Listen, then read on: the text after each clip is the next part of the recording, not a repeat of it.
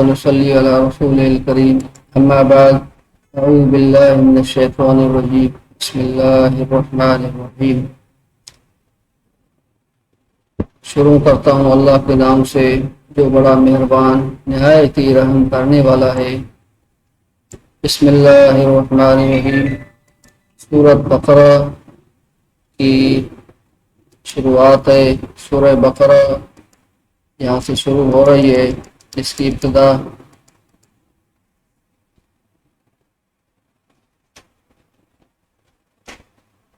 الف لام میم ذلك الكتاب لا ريب فيه هدى للمتقين الذين يؤمنون بالغيب ويقيمون الصلاة ومما رزقناهم ينفقون والذين يؤمنون بما أنزل إليك وما أنزل من قبلك وبالآخرة هم يوقنون أولئك على هدى من ربهم وأولئك هم المفلحون. صدق اللہ العظیم. الف لام میم یہ حروف مقطعات میں سے ہے. ان کے لیے روایت میں آتا ہے کہ اس کا مفہوم اور مقصد اللہ کے سوا کوئی نہیں جانتا. ذالک الکتاب یہ کتاب ہے. قرآن پاک کی طرف اشارہ کیا گیا ہے. ذالک الکتاب یہ کتاب ہے. قرآن کو کتاب کہا گیا ہے مطلب جب ہمارے ہاتھ میں قرآن پاک کتابی شکل میں آتا ہے تو یہ کتاب ہو گیا. جب الفاظ کی شکل میں ہے تو قرآن ہے. تو دونوں کو ملا کر الفاظ کو کتابی شکل میں لایا گیا تو ابھی یہ کتاب بن گیا. تو اللہ تبارک و تعالی نے فرمایا ذالک الکتاب یہ کتاب ہے مطلب جو آپ کے پاس موجود ہے یہ موجودہ کتاب ہے. لا ریب فیہ اس میں کسی بھی قسم کی شک نہیں ہے. کسی بھی قسم کا شک نہیں ہے. نہ کوئی شک کی گنجائش ہے کیونکہ اللہ تبارک و تعالی عالم الغیب ہے. ان کے علم غیب میں یہ تھا کہ آگے چل کر بہت سے لوگ اس میں شک کریں گے. تنقیص کا اور تبدیل کا کہ ہو سکتا ہے قرآن پاک تبدیل ہو گیا ہو یا اس میں کوئی کمی کی گئی ہو یا زیادتی ہوئی ہو. کیونکہ رسول اللہ علیہ السلام کے زمانے میں قرآن پاک کتابی شکل میں نہیں تھا. پڑھا جاتا تھا. اس کے بعد سیدنا ابو بکر صدیق رضی اللہ عنہ کے زمانہ خلافت میں اس کو کتابی شکل میں دی گئی اور حضرت عثمان غنی رضی اللہ عنہ کو زمانے میں ایک مصحف بنا کر پوری امت میں وہ دیا گیا. تو اللہ تبارک و تعالی نے ہمیں یہ حکم فرمایا لا ریب فیہ ذالک الکتاب. اب آپ کے پاس یہ قرآن کتابی شکل میں ہے. آپ کے پاس جو موجود ہے وہ ایک کتاب ہے. آپ کو ہاتھ میں پکڑائی گئی ہے اور نسل در نسل آپ کے مسجدوں میں آپ کے گھروں میں جو قرآن موجود ہے وہ کتابی شکل میں ہے. لا ریب فیہ اس میں کسی بھی قسم کا شک نہیں ہے. اور اس کے راوی بھی ثقہ ہیں جنہوں نے اس قرآن کو رسول اللہ علیہ السلام سے سنا اور رسول اللہ صلی اللہ علیہ وسلم نے جبرائیل سے سنا وہ بھی ثقہ ہے. اور جبرائیل نے اللہ تبارک و تعالی سے لیا اور اللہ پاک سے لینے کے بعد وحی کی صورت میں رسول اللہ صلی اللہ علیہ وسلم کی دل مبارک پر اس قرآن کو نازل کیا گیا. نزلہ علی قلبک یہ آپ کے دل پہ قرآن نازل کیا گیا. تو رسول اللہ علیہ السلام نے اپنے اصحاب کو فوراً بلاتے اور ان کو قرآن پاک ہے وہ پڑھاتے. پہلے وحی آتی تو رسول صلی اللہ علیہ وسلم ان کو پڑھنے میں تعجیل کرتے، جلدی کرتے۔ اللہ تعالیٰ نے فرمایا کہ لا تحرک به لسانک لتعجل به ان علینا جمعہ وقرآنہ فاذا قرأناہ فاتبع قرآنہ ثم ان علینا بیانہ۔ اے نبی یہ آپ جو ہے اس کو جب جبرائیل آپ کو وحی کرے تو آپ اس کو جلدی جلدی نہیں پڑھیں بلکہ آرام سے سنیں اور اس کے بعد آپ اس کو آگے سنائیں، کیونکہ اللہ تبارک و تعالیٰ نے اس کی حفاظت کا ذمہ لیا ہوا ہے۔ یہ کہیں بھی اللہ تبارک و تعالیٰ نے قرآن پاک کی حفاظت کا ذمہ خود لیا ہے۔ انا نحن نزلنا الذکر فانا له لحافظون، بے شک ہم نے اس قرآن کو، ذکر کو نازل کیا ہے اور اس قرآن کی حفاظت جو ہے وہ خود ہمارے اوپر ذمہ ہے، کیونکہ رسول علیہ الصلوۃ والسلام کو یہ غم رہتی تھی کہ پہلے کتابوں میں جو آسمانی کتب نازل ہوئی ان میں ان کی امت میں سے تعریف کی گئی اور ان میں تبدیلی ہو گئی، تو اللہ تبارک و تعالیٰ نے فرمایا کہ محمد صلی اللہ علیہ وسلم آپ پریشان ہو، یہ قرآن ہم نے نازل کیا ہے اور قیامت تک اس قرآن کی حفاظت کا وعدہ ہمارے اوپر ہے۔ چنانچہ اس قرآن پاک کو رسول اللہ صلی اللہ علیہ وآلہ وسلم کی دل مبارک پر نازل کیا گیا، اور اس کے بعد رسول اللہ صلی اللہ علیہ وسلم نے جس جماعت کو یہ قرآن دیا، اصحاب کرام رضی اللہ عنہم اجمعین کی جماعت، وہ بھی ثقہ تھی، وہ اپنے عزم میں پختہ اور رسول اللہ کے وفادار ساتھی تھے۔ انہوں نے اس قرآن پاک کو اپنی جان سے زیادہ حفاظت کی، اس قرآن کی اپنی جان سے زیادہ حفاظت کی، اس کو یاد کیا، اس کو پڑھا، اس کو سمجھا اور اس کو آگے پھیلایا۔ پھر جب ابو بکر صدیق رضی اللہ عنہ کے زمانے میں یمامہ کی لڑائی ہوئی تو اس میں کافی حفاظ کرام شہید ہو گئے، تو حضرت عمر فاروق رضی اللہ تعالی عنہ نے ابو بکر صدیق رضی اللہ عنہ کو یہ ایک مشورہ دیا کہ امیر المومنین، ہمارے حفاظ کی جماعت کثرت سے شہید ہو رہے ہیں، فوت ہو رہے ہیں، جنگوں میں جا رہے ہیں، جہاد میں شریک ہو رہے ہیں، تو خدشہ ہے کہ قرآن پاک کا کچھ حصہ غیر محفوظ نہ ہو جائے۔ ابو بکر صدیق رضی اللہ عنہ نے فرمایا کہ میں وہ کام کیسے کر سکتا ہوں جو رسول اللہ علیہ السلام کے زمانے مبارک میں نہ ہوا۔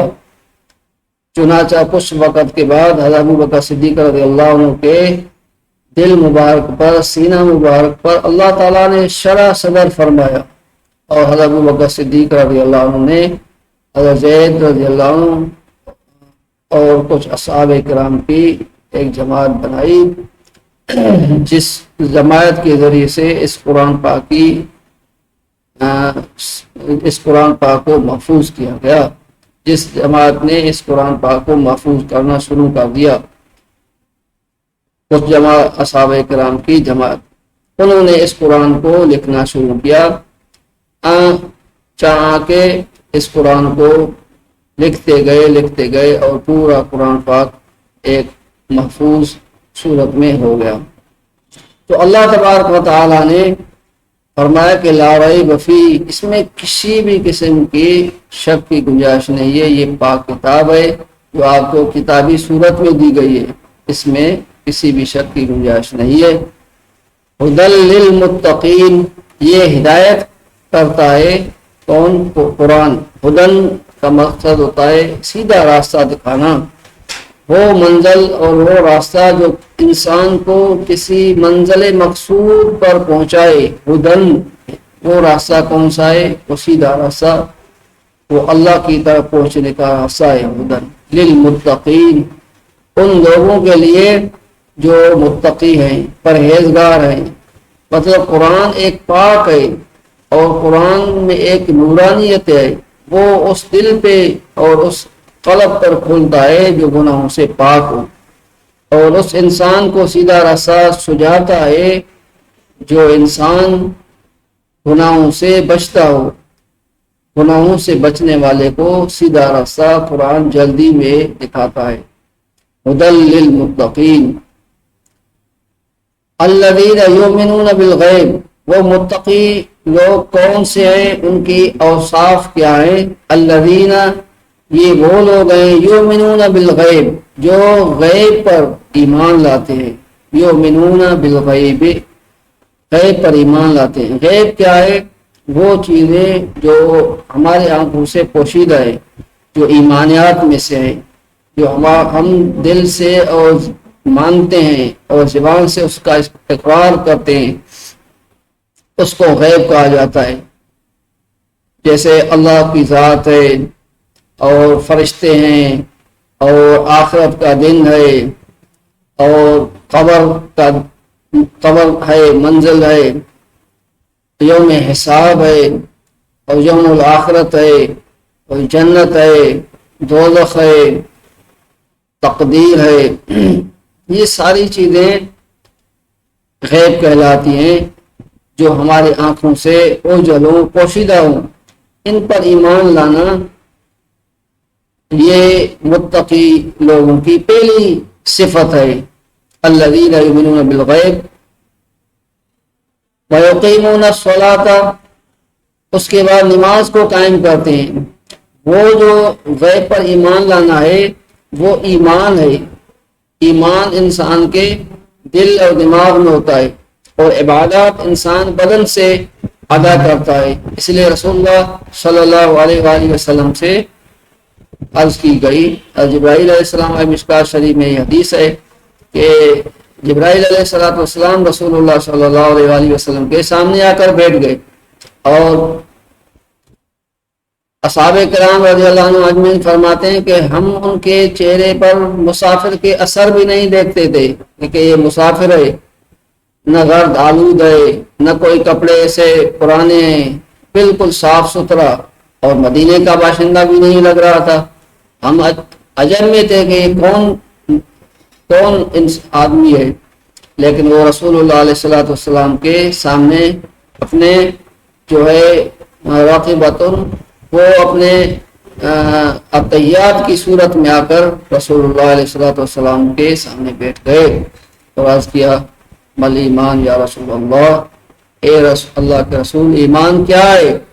رسول صلی اللہ علیہ وسلم نے فرمایا، ایمان یہ ہے کہ آمنت باللہ وملائکتہ وکتبہ ورسلہ والیوم الآخر والقدر خیرہ وشرہ من اللہ تعالی والبعث بعد الموت۔ یہ ایمان ہے، اللہ پر ایمان لانا، اور ملائکوں پر اور رسولوں پر ایمان لانا، اور آسمانی کتب پر ایمان لانا، جس کا اس آیت کے بعد دوسری آیت میں ذکر آ رہا ہے۔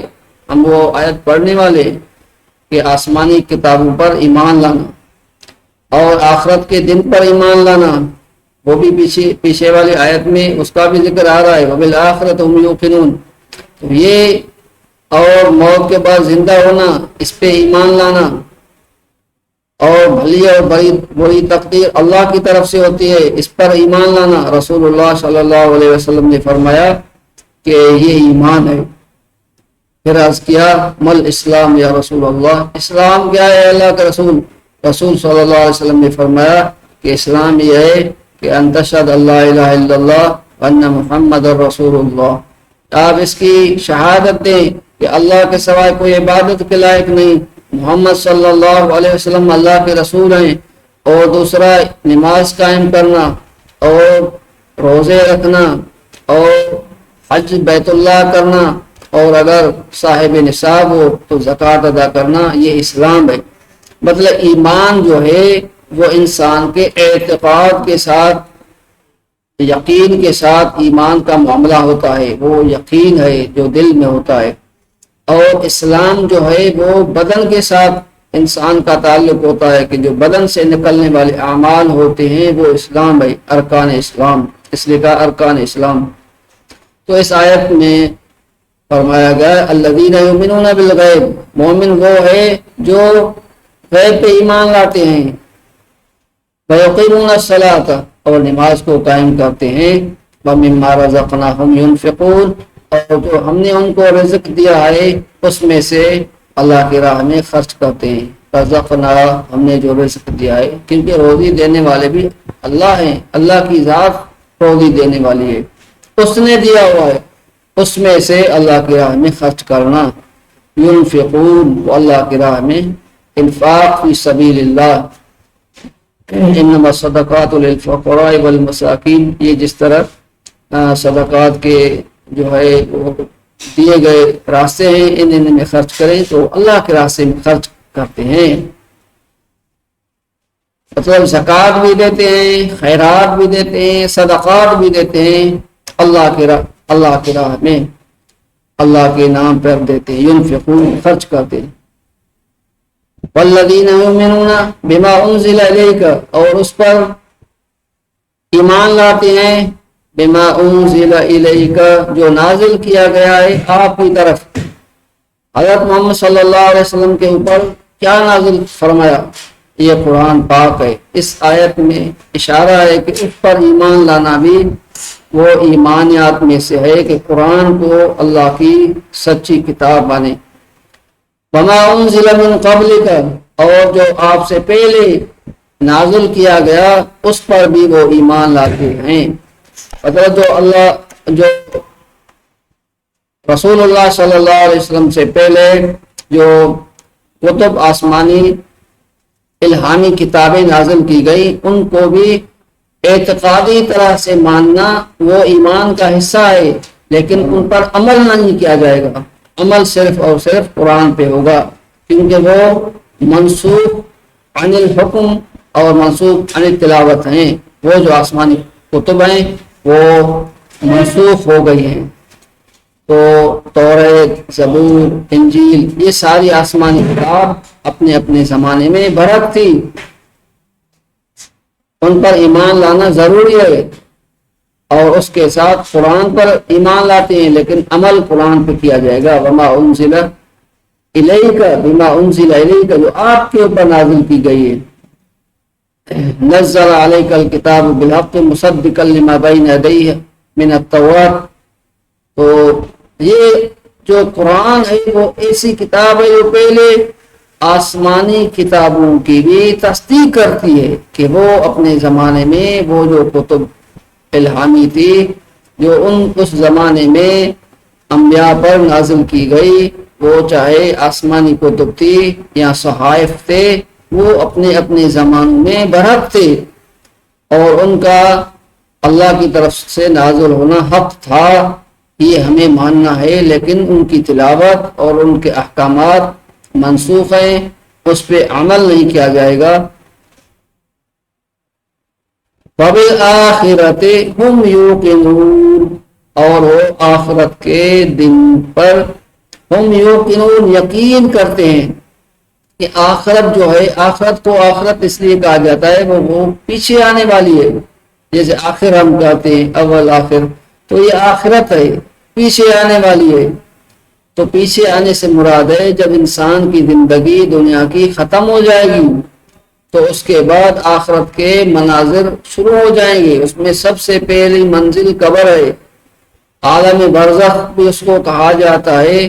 اس کے بعد جیسے ہم نے سورہ فاتحہ میں یوم الدین پڑھا، قیامت کا دن، حساب کا دن، وہ بھی حساب کا دن بھی برق ہے، 50,000 سال کا ایک دن ہوگا، وہ بھی دن آنے والا ہے۔ یہ ساری آخرت کی منزلیں ہیں، وہ ہر انسان پر، ہر ذی روح پر ایک دن آنے والی ہیں، اس کا یقین ایمان کا حصہ ہے، اس کو ماننا ہے اور اس پر یقین کرنا ہے۔ یہ متقی لوگوں کی صفات ہیں اور یہ بھی اس میں صفت ہے کہ وہ آخرت پر یقین لاتے ہیں۔ اولئک علی ھدی، یہ اولئک، یہ اشارہ کیا گیا، یہ لوگ جو پیچھے صفات بیان کی گئی، یہ جو صفات والے لوگ ہیں، اولئک، یہ پیچھے والے لوگ جن کی یہ صفات بیان کی گئی ہے، الذین یؤمنون بالغیب، الذین یؤمنون بالغیب ویقیمون الصلاۃ ومما رزقناہم ینفقون والذین یؤمنون بما انزل الیک وما انزل من قبلک وبالآخرۃ هم یوقنون، اولئک، ان صفات والے لوگ، علی ھدی، اللہ کی طرف سے ہدایت پر ہیں، من ربہم اپنے رب کی طرف سے یہ ہدایت پہ ہیں. کیونکہ اس سے ہدن کا رب پہلی آیت سے ملائیں گے کہ قرآن ہدایت کس کو کرتا ہے. ذالک الکتاب لا ریب فیہ ہدن للمتقین. ہدن یہ ہدایت کرتا ہے تقوی والوں کو، پرہیزگاروں کو. پرہیزگار ان صفات والے ہیں. اب پھر فرمایا گیا اولئک علی ہدن، یہ ہدایت والے ہیں لوگ من ربہم اپنے رب کی طرف سے جن کو قرآن ہدایت کرے گا. واولئک ہم المفلحون، اور یہ ان کی جزا ہے کہ یہ ہی لوگ وہ ہیں جو کامیاب ہونے والے ہیں، فلاح کو پہنچنے والے ہیں. ہر انسان اپنے حساب سے کامیابی کو ڈھونڈتا ہے کہ میں کامیاب ہو جاؤں، مجھے فلاح مل جائے، مجھے منزل مقصود مل جائے، مجھے کہیں نہ کہیں اچھا ٹھکانہ مل جائے. اللہ تبارک و تعالی نے فرمایا وَأُولَئِكَ هُمُ الْمُفْلِحُونَ، اور یہ ہی وہ لوگ ہیں جو فلاح کو پہنچنے والے ہیں، کامیابی کو حاصل کرنے والے ہیں. اللہ تبارک و تعالی ہمیں عمل کی توفیق نصیب فرمائے. وما علینا الا البلاغ المبین.